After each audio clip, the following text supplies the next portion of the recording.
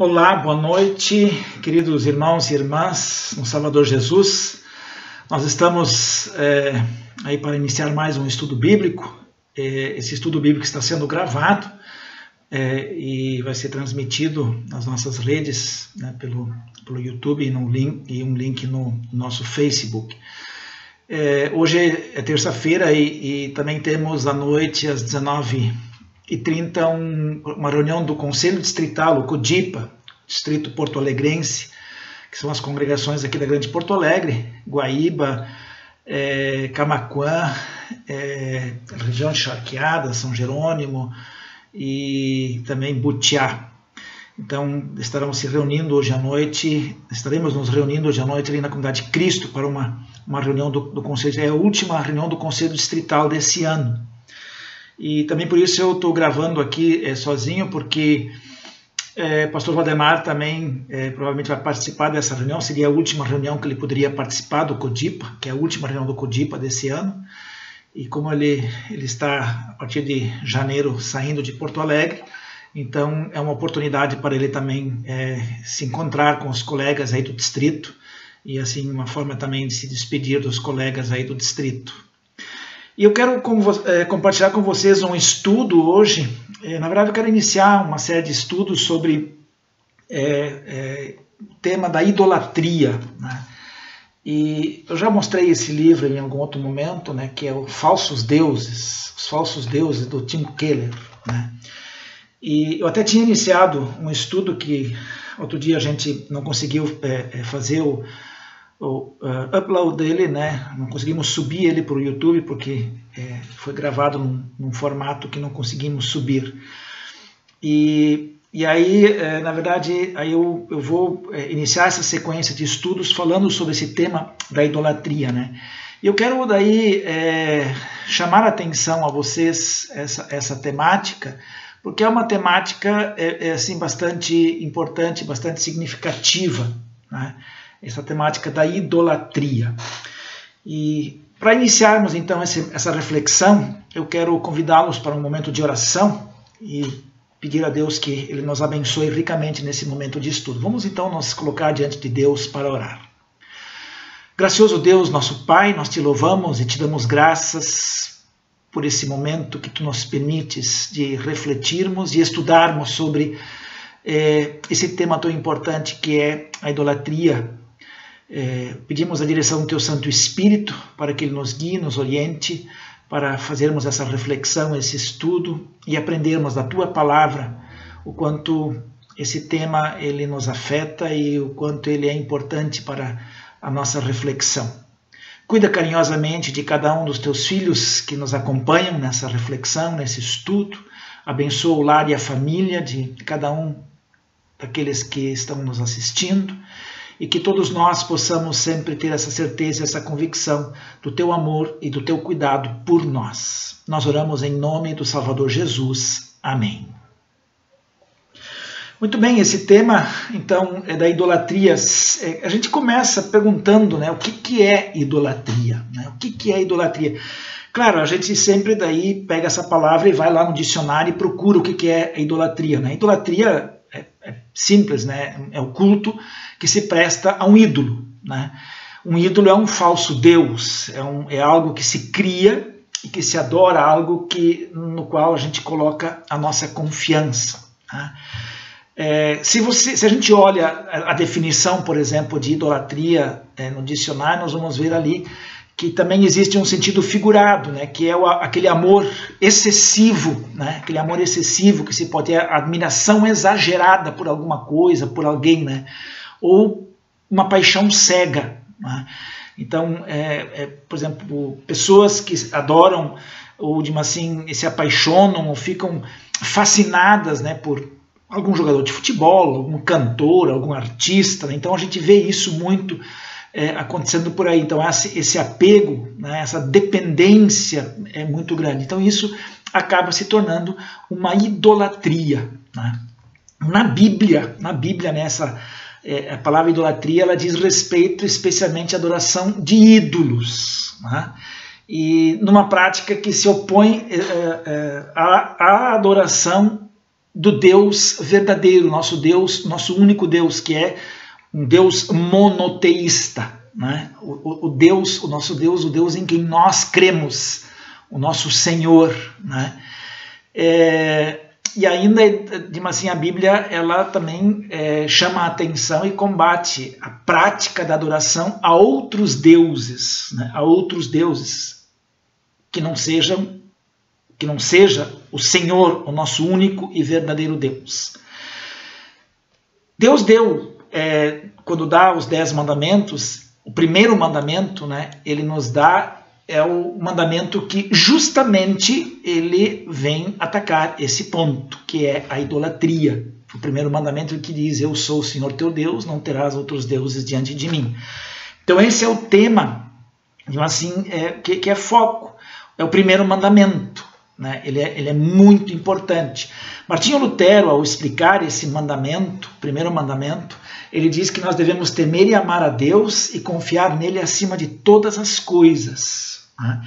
E o primeiro mandamento, segundo Lutero, assim, é o mais importante de todos. Se nós falhamos com o primeiro mandamento, nós vamos ter dificuldade com todos os outros, né?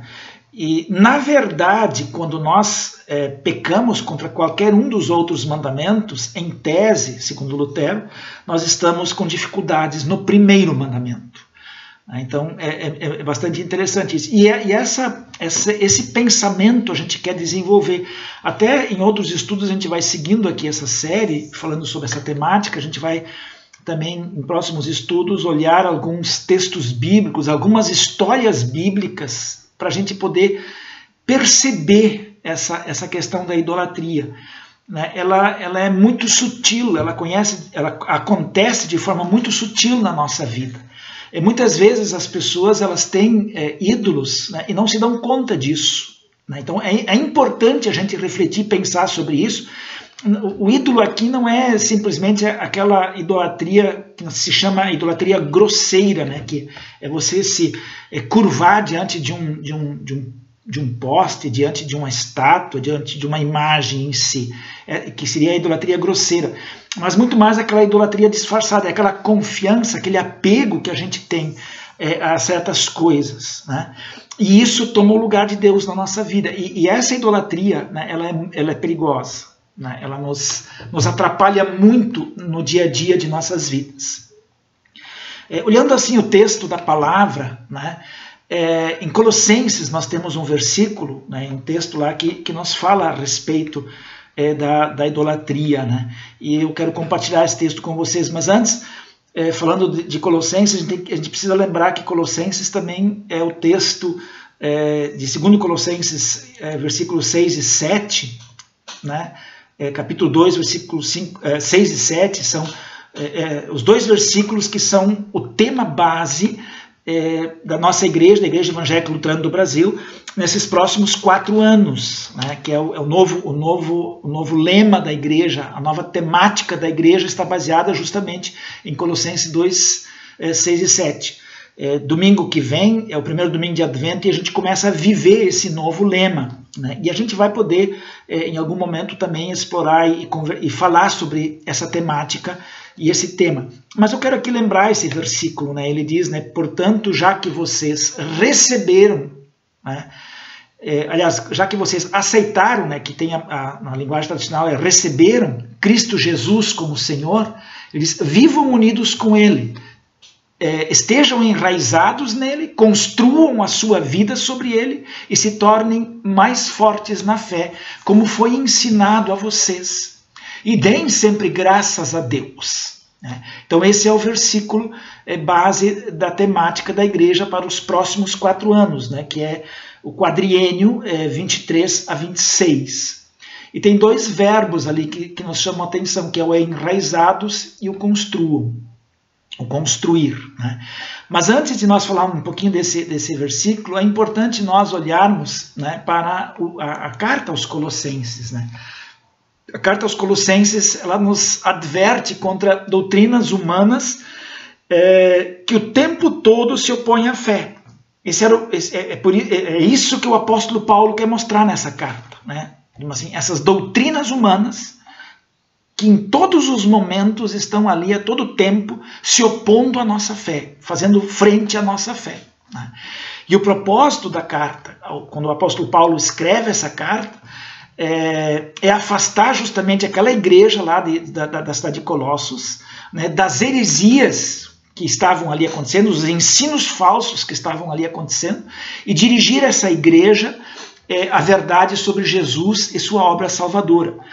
Em outras palavras, significa dizer assim, havia um ensino que tirava a igreja do caminho de Jesus e colocava num outro caminho, né, que era um caminho que se afastava de Deus. E o apóstolo Paulo quer trazer eles de volta para esse caminho, né? Então, com esse pano de fundo, né, que nós temos justamente esse texto da temática da nossa igreja, né?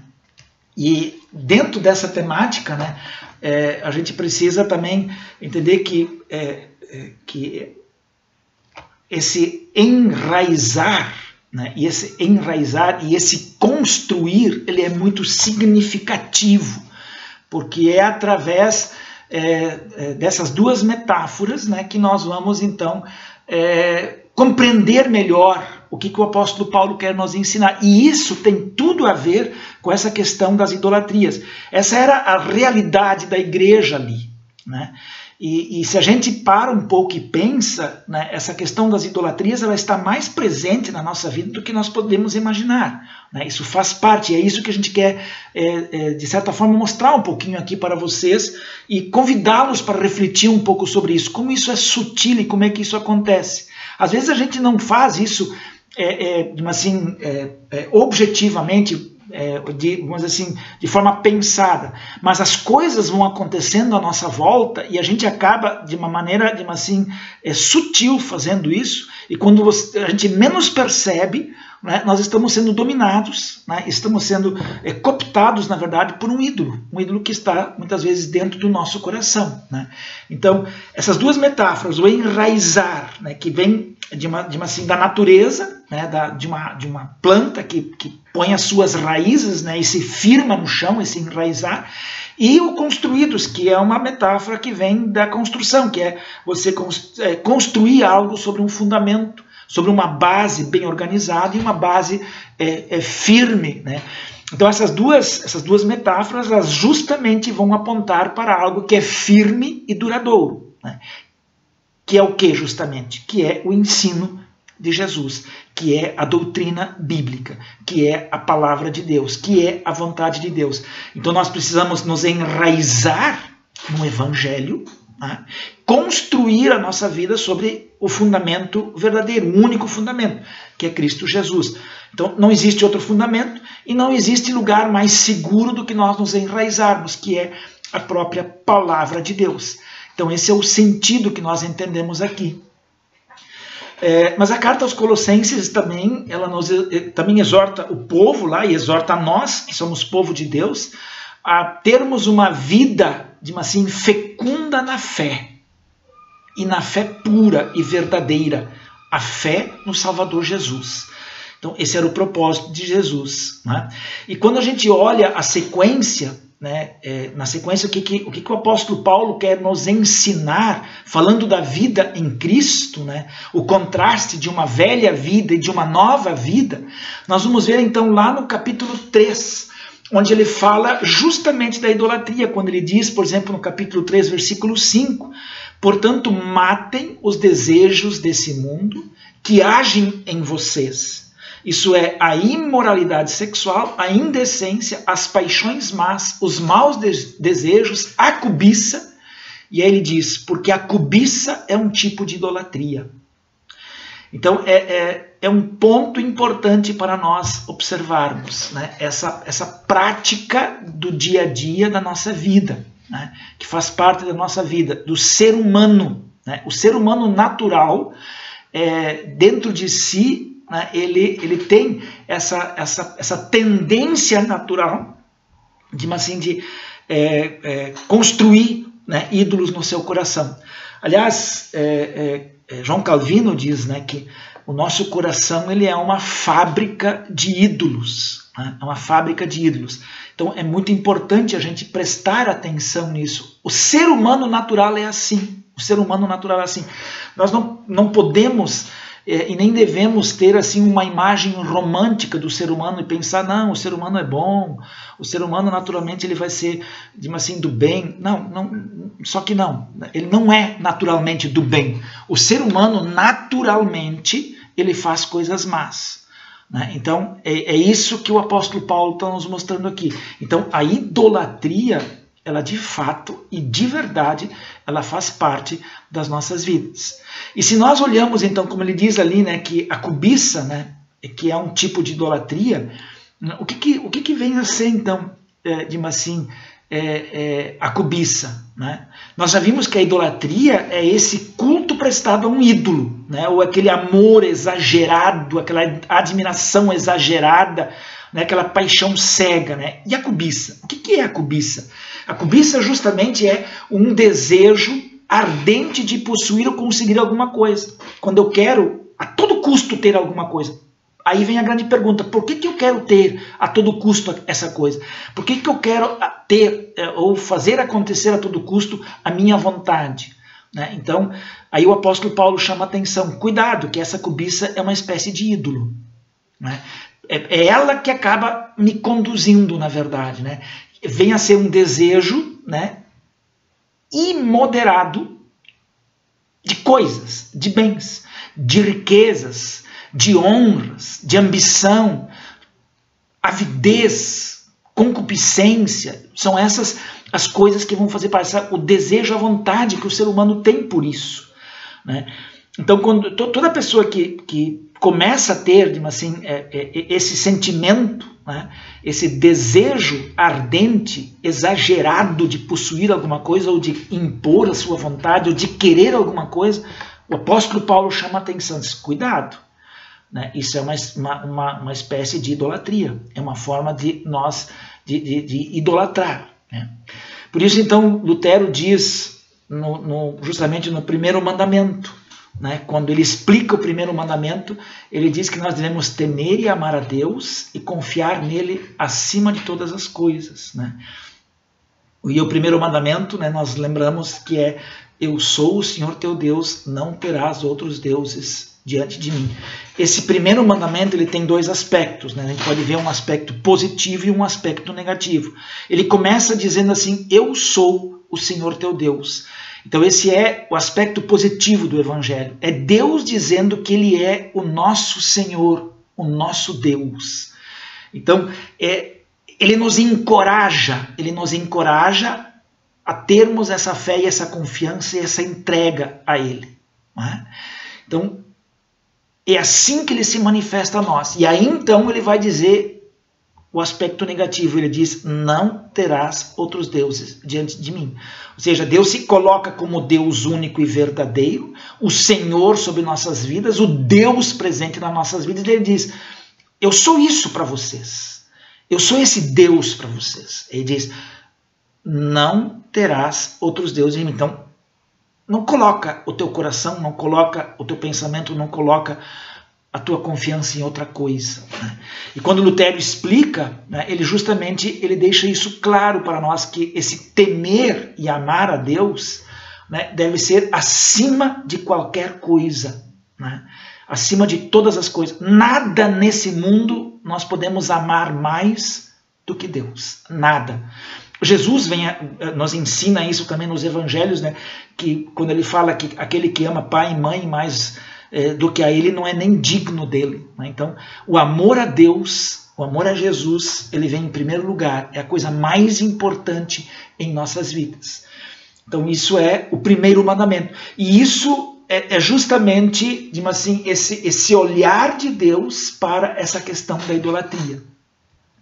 E aí a gente faz uma pergunta: por que a gente falha no cumprir e no obedecer esse primeiro mandamento de Deus? Esse primeiro mandamento de Deus que diz que nós devemos temer e amar a Deus. Aliás, que diz, né, eu sou o Senhor teu Deus, não terás outros deuses diante de mim. Né? E Lutero explica que devemos temer e amar a Deus e confiar nele acima de todas as coisas. O que nos leva a falhar, né? e não cumprir esse mandamento no dia a dia de nossas vidas? E a resposta, de bate-pronto, imediata, é simplesmente porque nós somos pecadores. Por que nós não conseguimos obedecer o primeiro mandamento? Por que os ídolos se colocam no coração, nosso coração? Por que eles entram e querem e ocupam o nosso coração no lugar de Deus? Por quê? Porque nós somos pecadores. A nossa tendência natural é essa. Por isso que João Calvino ele vai dizer, né, que o nosso coração é uma fábrica de ídolos. Isso é a natureza humana. Nós somos assim. Naturalmente nós somos assim. Nós somos pecadores. E nós vamos produzir os ídolos. O Deus verdadeiro, ele vem a nós desde o dia do batismo. Lá o Espírito Santo coloca a nova vida em nós, esse novo ser segundo Cristo. Então, ali nós recebemos todo esse amor, toda essa graça de Deus, para que a gente possa, então, fazer frente, né, ao nosso coração, né, que é uma fábrica de ídolos e que se agarra a uma quantidade grande de ídolos à nossa volta aí. A palavra de Deus, por exemplo, ela diz lá no Salmo 51:5, por exemplo, de fato tenho sido mau desde que nasci. Tenho sido pecador desde o dia em que fui concebido. Então nós somos pecadores desde o nosso nascimento, desde a nossa concepção, diz o salmista.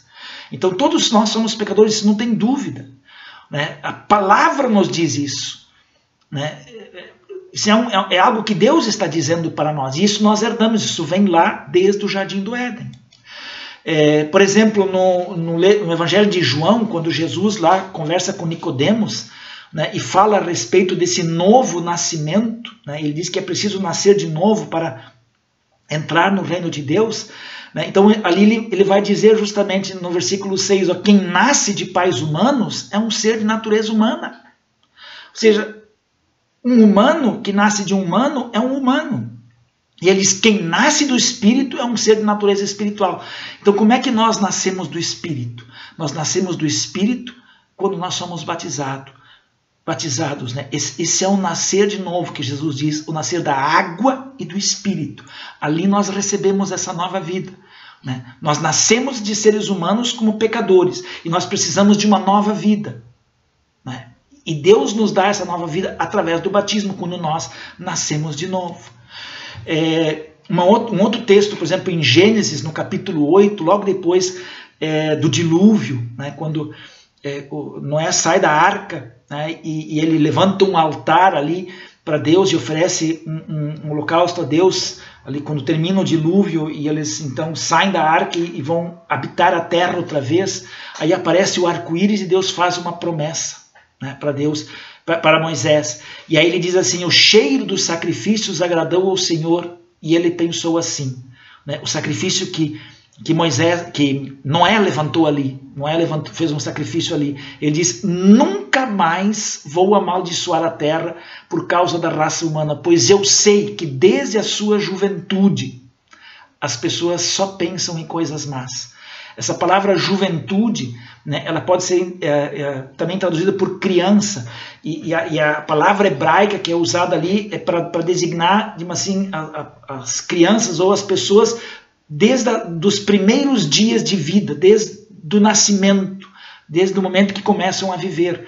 Então, assim é a vontade, assim é o coração, né, do ser humano, a vontade do ser humano, né? Ele diz ali, só pensam em coisas más, é o que Deus diz. Então nós somos naturalmente pecadores, né?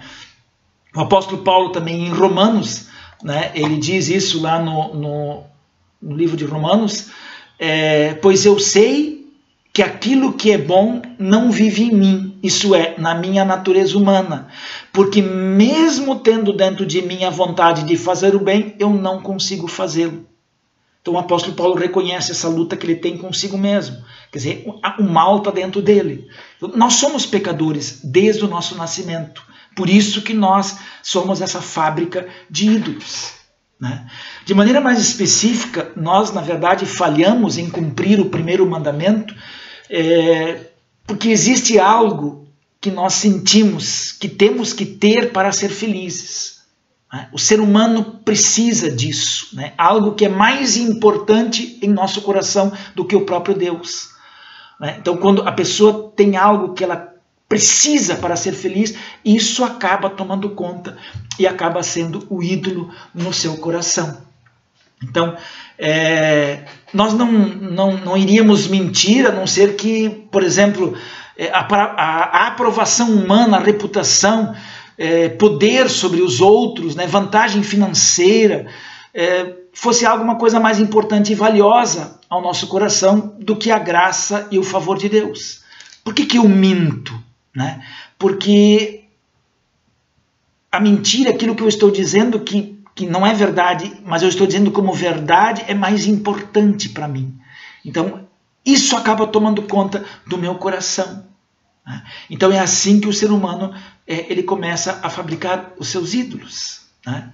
Lutero, por exemplo, ele afirma, e essa aqui é uma afirmação que a gente pode ver nas obras selecionadas de Lutero, no volume 2, ele diz lá, uma certa altura lá, ele diz assim: se nós desconfiamos ou não acreditamos que Deus é gracioso conosco e está feliz conosco, ou se nós, de forma presunçosa, esperamos fazê-lo feliz através de nossos trabalhos, então é tudo pura decepção. Por fora, honrando a Deus, mas por dentro, idolatrando um falso salvador. A pessoa quer deixar Deus feliz com a casca, mas o cerne, no cerne tem um falso salvador, um falso Deus. E muitas pessoas agem assim. Elas querem encontrar a sua redenção, a sua salvação, a sua justificação naquilo que elas fazem. Elas têm necessidade disso. Isso é natural no ser humano. Todos nós passamos por isso. Todo ser humano, eu passo por isso, você passa por isso, todas as pessoas passam por isso. O importante é que a gente precisa reconhecer isso, a gente precisa perceber isso na nossa vida. E vejam só como ele diz ali, né? Ele diz assim: se nós desconfiamos ou não acreditamos que Deus é gracioso conosco e está feliz conosco. E aí, daí a gente pode fazer uma pergunta, né? Deus está feliz conosco? Será que Deus está feliz conosco? Deus está feliz comigo, contigo? Faça-se essa pergunta. Lutero faz essa pergunta, né? Lutero que nos instiga a fazer essa pergunta, né? Deus está feliz? Deus está feliz conosco? Né? Ele que diz, ó, se nós desconfiássemos ou não acreditamos, aliás, se nós desconfiamos ou não acreditamos que Deus é gracioso conosco e está feliz, né? Então, o que nós estamos fazendo? Então nós estamos tentando dar vazão ao ídolo que está dentro de nós. É importante essa pergunta para nós, né? Pergunte-se, né? Deus está feliz comigo? Né? É uma pergunta para reflexão, e essa pergunta ela nos leva de volta ao primeiro mandamento, né? É isso que Lutero está, nessa citação, está dizendo, né? Se esperamos fazê-lo feliz através dos nossos trabalhos, será que nós estamos tentando deixar Deus feliz através daquilo que nós fazemos? O que é que em nossa vida deixa Deus feliz? Aí ele termina dizendo assim: então é tudo pura decepção, por fora honrando a Deus, mas por dentro idolatrando um falso salvador. Se eu tento deixar Deus feliz com as coisas que eu faço, eu estou criando um ídolo dentro do meu coração. O que deixa Deus feliz é eu crer de todo o coração no seu amoroso e gracioso perdão. Não confiar naquilo que eu faço, naquilo que eu quero, naquilo que eu penso, mas confiar no amor e na graça de Deus. Então é uma reflexão que nós precisamos fazer, né? Deus designa tudo aquilo que se deve esperar, todo bem, e que devemos sempre nos refugiar nele, em todos os tempos, em todos os momentos, em todas as circunstâncias, né? Especialmente quando nós temos momentos de aflição, momentos de angústia, né? E Lutero segue dizendo assim: portanto, ter um Deus outra coisa não é, senão confiar e crer nele de coração. Crer nele de coração. Esse assunto da idolatria, assim, é realmente muito, muito, muito significativo e muito importante. E talvez a gente se pergunte, isso é um tema bíblico? É um tema bíblico?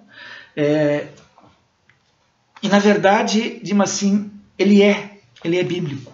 Porque Lutero ele desenvolve isso quando ele escreve a respeito do primeiro mandamento. Por exemplo, no Catecismo Maior, né, quando ele fala no primeiro mandamento, né, até no livro de Concórdia, né, essa nova versão que nós temos, o primeiro mandamento está traduzido assim: ó, você não deve ter outros deuses. Veja só o que Lutero diz aqui. Eu quero compartilhar com vocês aqui uma parte que ele diz: ó, isso é, né, você não deve ter outros deuses. Então ele diz: isto é, você deve considerar somente a mim como seu Deus. O que significa isso e como se deve entendê-lo? Ele diz: o que significa ter um Deus, ou o que é Deus? E aí então ele responde, a resposta ele diz: Deus designa aquilo que se deve esperar, todo o bem, e em que devemos nos refugiar em todos os apertos. Ter um Deus, portanto, não é outra coisa senão confiar e crer nele de coração. Como já afirmei repetidas vezes, apenas o confiar e crer de coração faz ambos. E aí ele diz, Deus e ídolos. Então, se nós simplesmente confiamos e cremos, não é? Isso não significa que nós estamos confiando e crendo no único e verdadeiro Deus, porque nós também confiamos e cremos no ídolo, diz Lutero, né? E aí ele segue dizendo, se a fé e a confiança estão corretas, então também o seu Deus é o Deus verdadeiro. Por outro lado, onde a confiança é falsa e errônea, aí também não está o Deus verdadeiro. Esses dois, fé e Deus, sempre andam de mãos dadas. Aquilo, portanto, a que você prende e a que entrega o seu coração, isso digo eu, é de fato o seu Deus. Então, aquilo que nós entregamos o nosso coração é o nosso Deus. Então, isso é um Deus falso em nossas vidas. Então, essa realidade ela é uma verdade para nós. Isso acontece. E aí Lutero ainda diz mais assim, ele diz assim, por isso o sentido desse mandamento é exigir fé genuína e confiança de coração, que vai de forma certeira ao verdadeiro e único Deus, e se apega exclusivamente a Ele.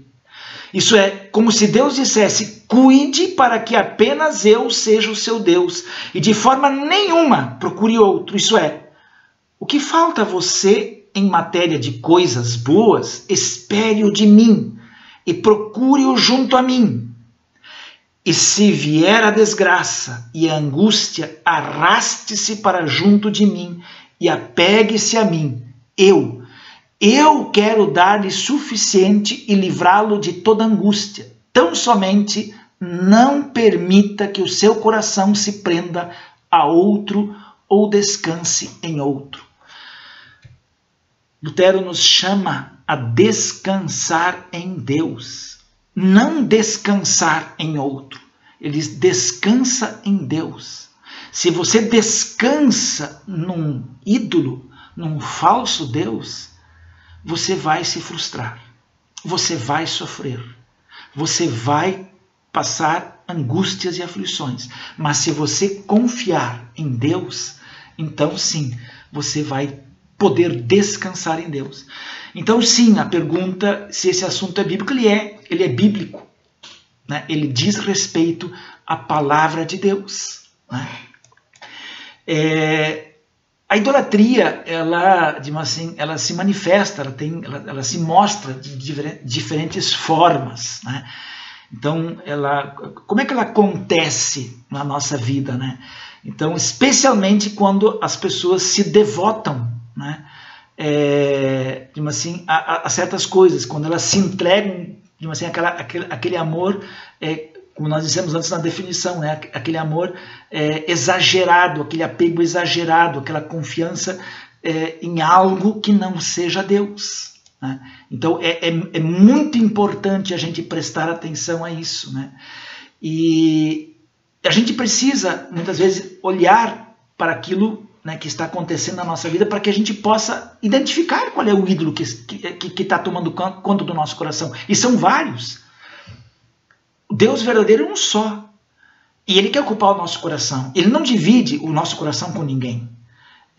Agora, os ídolos não. Os ídolos, eles se acumulam. Eles se juntam, eles se associam. E eles entram no nosso coração. E quanto mais ídolos se associam, mais fortes eles se tornam para, afrontar ao Deus verdadeiro, né, que quer ocupar o nosso coração e ter a primazia em nossa vida e ter o primeiro lugar em nossa vida.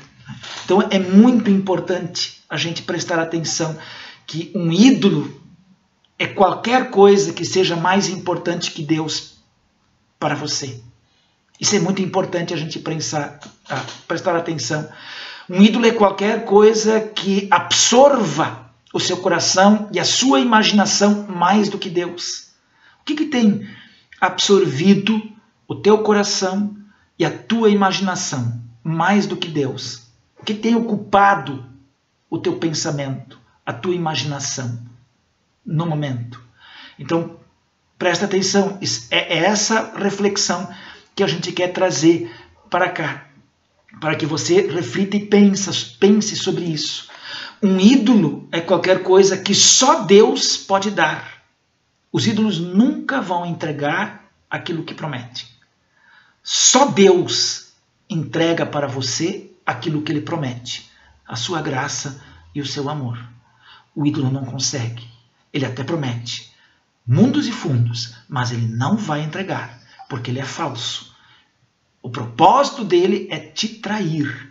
É isso que vai acontecer. É isso que o coração humano natural vai fazer. Um falso Deus é qualquer coisa que seja tão central e essencial em sua vida que, caso você a perca, achará difícil continuar vivendo. Quantas pessoas passam por esses momentos, né, que se perguntam se não vale mais a pena viver, não vale mais a pena seguir, tudo perdeu a graça, tudo perdeu sentido, nada mais faz sentido.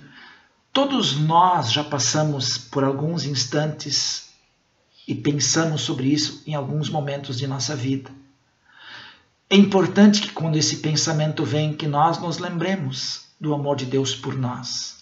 Um amor que faz parte de nossas vidas desde o dia do batismo, quando o Senhor ocupou o nosso coração. E Ele quer continuar ocupando o nosso coração. Ele não quer que o nosso coração o expulse para que os ídolos tomem conta dele. Então é muito importante nós refletirmos sobre isso. Um ídolo, ele tem uma posição de controle tão grande em nosso coração, né, que a gente é capaz de gastar com ele a maior parte da nossa paixão e da nossa energia. Maior parte dos nossos recursos financeiros e emocionais. É onde que nós fazemos os nossos grandes investimentos. E a gente faz isso sem pensar duas vezes. Então, quando a gente está fazendo ou está agindo assim, precisa acender uma luzinha de alerta, um pisca de alerta, para nos dizer, cuidado, cuidado que isso pode se transformar num ídolo em seu coração. Isso pode nos cooptar de uma tal forma que aquilo comece e passe a nos dominar todos os dias, em todos os instantes de nossa vida. Os ídolos, eles podem ser a família, podem ser os filhos, né? Quantos pais nós temos que idolatram os seus filhos, né? Que são a coisa mais fantástica e importante do mundo.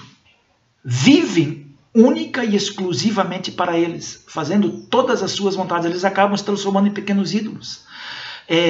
Carreira. Quantas são as pessoas, né, que colocam a carreira em primeiro lugar? Não tem tempo mais para a família, não tem tempo mais para si mesmos, não tem tempo mais para os amigos, não tem tempo mais para a igreja, não tem tempo mais para o próximo. Por quê? Porque a carreira tomou conta, né? E o dinheiro, né, entra nessa mesma jogada, porque a carreira está intimamente ligada ao dinheiro, né? A pessoa começa a ter uma prosperidade financeira, né, através de uma carreira de sucesso, e isso acaba se transformando um ídolo no seu coração. Conquistas e aclamação das pessoas, da crítica, né? O ser respeitado pelos outros, ser ouvido pelos outros. A minha palavra, a minha voz tem que ser escutada, é aquela que tem que ser observada, é aquela que é a mais importante.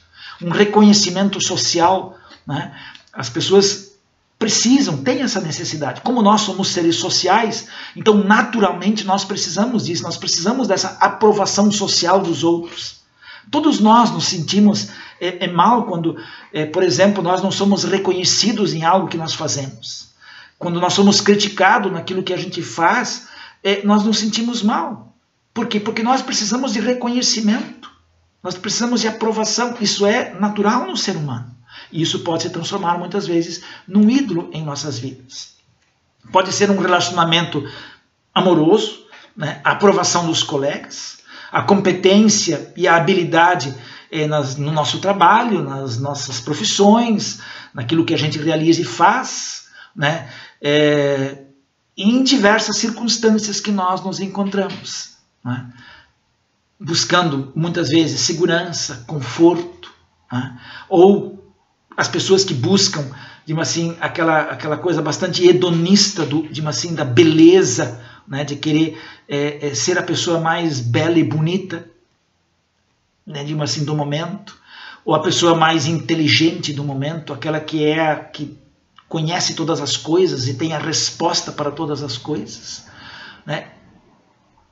Naturalmente, o ser humano ele caminha por esse trilho, e isso faz parte da nossa vida, né? Então, uma coisa que a gente está vivendo nesse tempo, né, essa questão da causa política, essa causa social, né, isso tem ocupado a agenda de muita gente de uma maneira assim que as pessoas elas começam a ter dificuldades de relacionamento. Vamos nos perguntar, será que isso não está se transformando num ídolo? Né? Vamos nos fazer a pergunta, né? Deus está feliz comigo? Deus está feliz comigo naquilo que eu estou fazendo e da forma como eu estou fazendo, né? Outros aspectos também, a questão da moralidade, das virtudes, do sucesso, né? O nosso trabalho dentro da igreja como cristãos, como pastores que nós somos, como líderes muitas vezes, né? Buscando o sucesso e a aprovação das outras pessoas. Então são coisas que começam a pegar bastante na nossa vida. Então um ídolo é qualquer coisa que você olhe e diga no fundo do seu coração: se eu tiver isso, eu sentirei que minha vida tem um sentido, então saberei que tenho valor, estarei seguro e em posição de importância. Por isso, meu irmão, minha irmã, se alguma coisa se torna mais fundamental que Deus para a sua felicidade, para o sentido da sua vida e da sua identidade, então você está diante de um ídolo, né? E ele pode ser bastante implacável, cruel com você.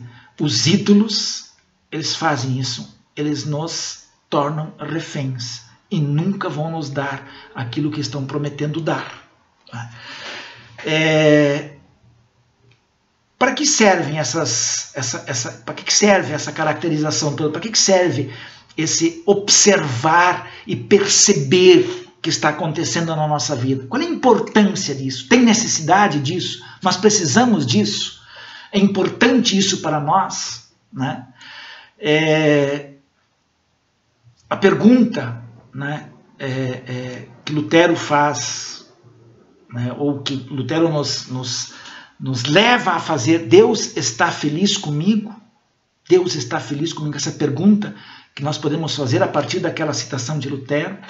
O que Lutero quer com isso? Ele quer que nós olhemos para o nosso coração. E ele usa uma palavra que foi traduzida da seguinte forma, né? Ele diz assim: examina o teu coração miudamente, ou seja, profundamente, de uma maneira cuidadosa, bem particular.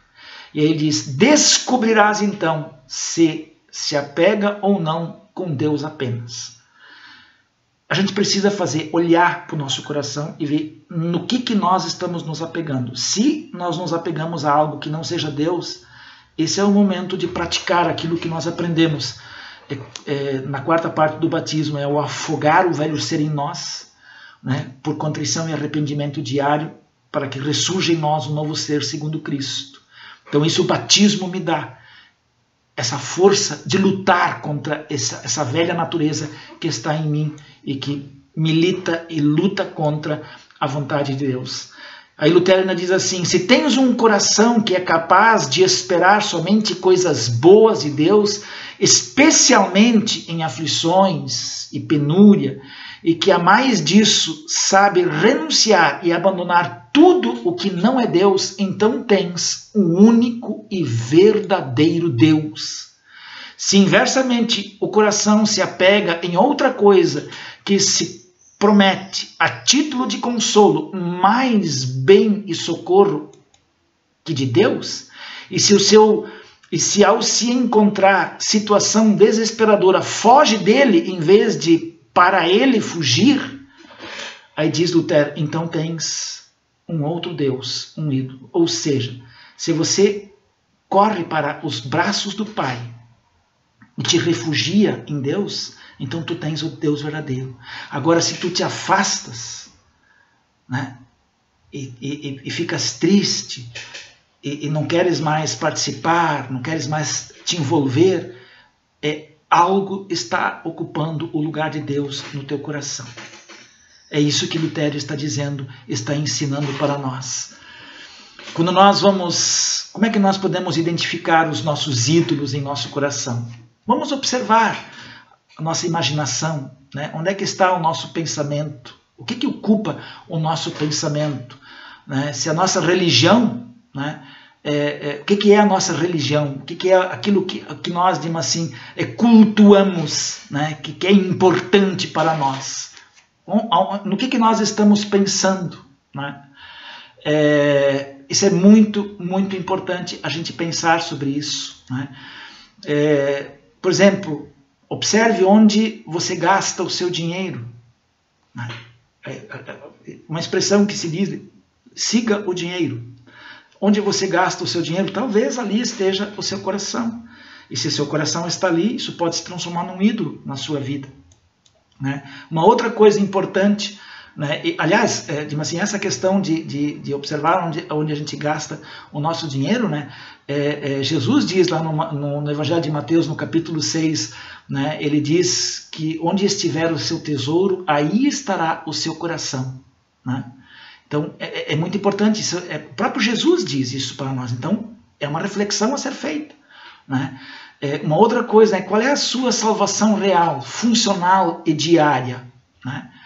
O que é que me tira, digamos assim, do sufoco? Né? Como é que a gente responde à oração não correspondida, né? As esperanças frustradas? Como é que nós respondemos a isso?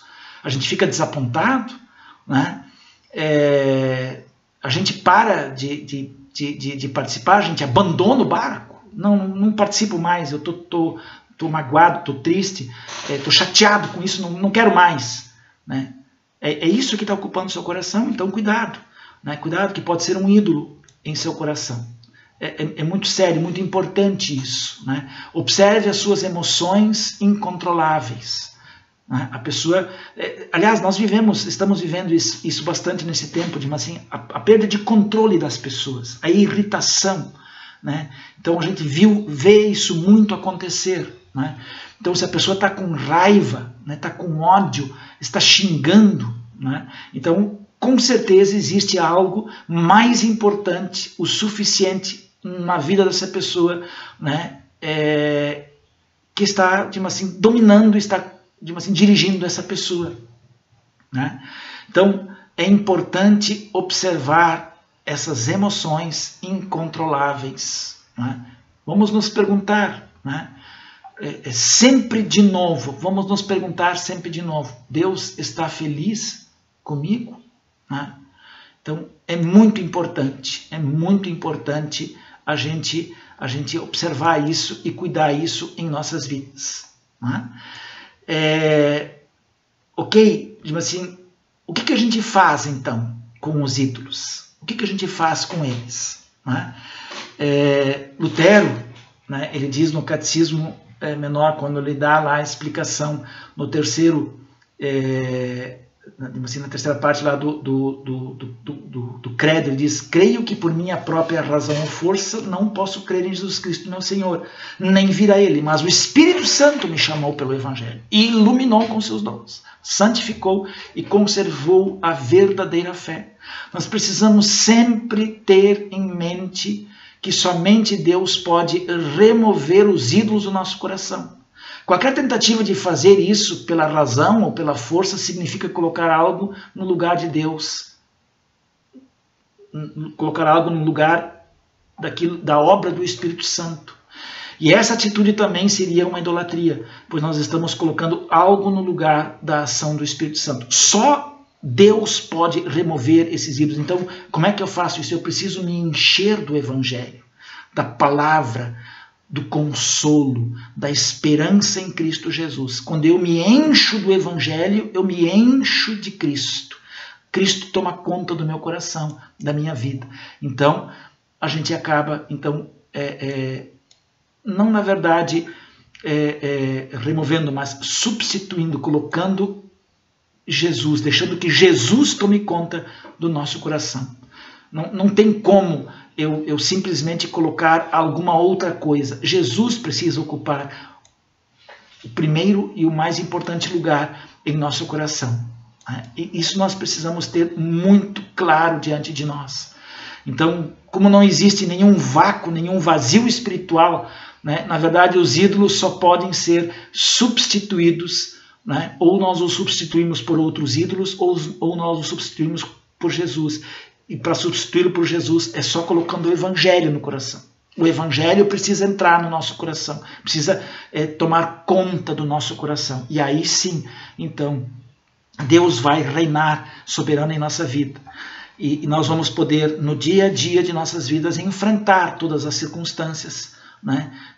Confiando no cuidado, no amor de Deus e, como Lutero nos também ensina, por contrição e arrependimento diário, afogar o velho ser em nós. Quando o ídolo quer se mostrar, a gente diz: para aí, calma, né? Tu não manda na minha vida, quem manda é Jesus. E aí eu escuto Jesus, eu busco o Evangelho, e eu me pergunto, assim, Deus está feliz comigo?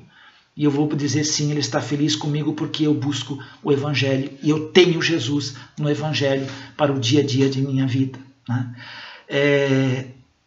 Então, esse é o verdadeiro sentido que nós temos para a nossa vida, né? Jesus tem que se tornar cada vez mais importante para nós, cada vez mais atrativo para a nossa imaginação, assim, para o nosso coração, para que os ídolos sejam então removidos completa e totalmente do nosso coração.